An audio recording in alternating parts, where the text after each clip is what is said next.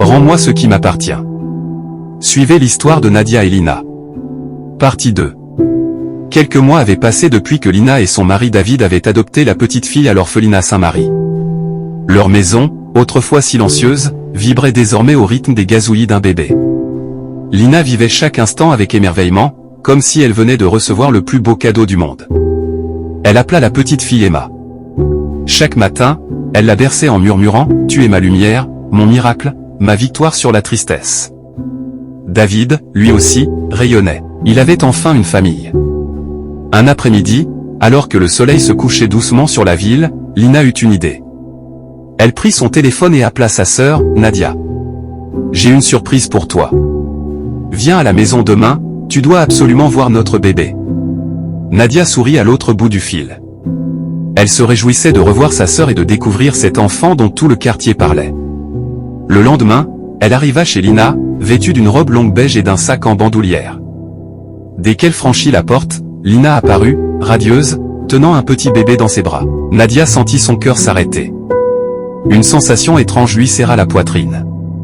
Quand ses yeux croisèrent ceux de l'enfant, elle reconnut instantanément son propre sang. Ses joues, ce regard, ce petit nez, c'était Amina. Son Amina. Mais elle resta figée, le sourire forcé, la gorge nouée. Lina, toute joyeuse, s'approcha, « Voici Emma. Regarde comme elle est belle. On l'a adoptée à l'orphelinat Saint-Marie. C'est comme si elle était née pour moi. » Nadia sentit les larmes monter, mais elle les ravala. Elle tendit les bras et prit l'enfant. L'odeur, la chaleur, le souffle du bébé, tout lui revint. Elle serra la petite contre elle, sans un mot. « Elle est magnifique, Lina, » murmura-t-elle en tremblant. Lina sourit, sans se douter de rien. Elle raconta tout dans les moindres détails, le jour de la visite, le cri du bébé, la façon dont elle avait su que c'était elle. Puis elle ajouta doucement, « Je n'ai encore rien dit à papa et maman. Je veux garder ça entre nous, le temps qu'ils acceptent l'idée. Promets-moi de ne rien dire. » Nadia, le cœur brisé, répondit simplement, « Je te le promets. » Les jours suivants furent un véritable supplice. Chaque fois qu'elle venait chez sa sœur, elle voyait sa fille rire, grandir, s'endormir dans les bras d'une autre femme. Mais elle ne pouvait rien dire. Ce secret l'étouffait, mais elle se taisait, pour ne pas détruire le bonheur de Lina. Et la vie suivit son cours. Quelques semaines plus tard, Nadia fit la rencontre d'un homme nommé Yann. Sérieux, attentionné, il tomba sous son charme dès leur première rencontre.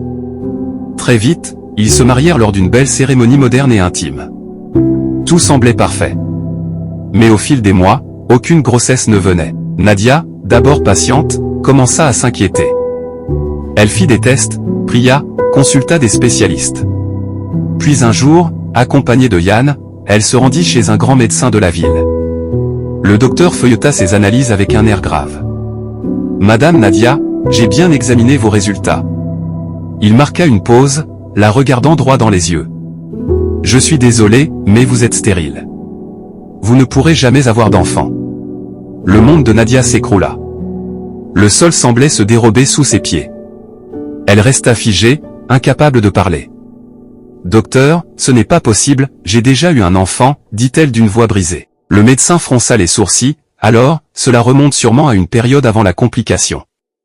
Vos trompes sont aujourd'hui complètement bouchées. » Yann, bouleversé, lui prit la main, « Ce n'est pas grave, mon amour. Nous trouverons une solution. Peut-être qu'on adoptera. » Mais Nadia n'entendait plus rien. Ses pensées s'entrechoquaient. Elle revoyait le visage de Lina, celui de la petite Emma.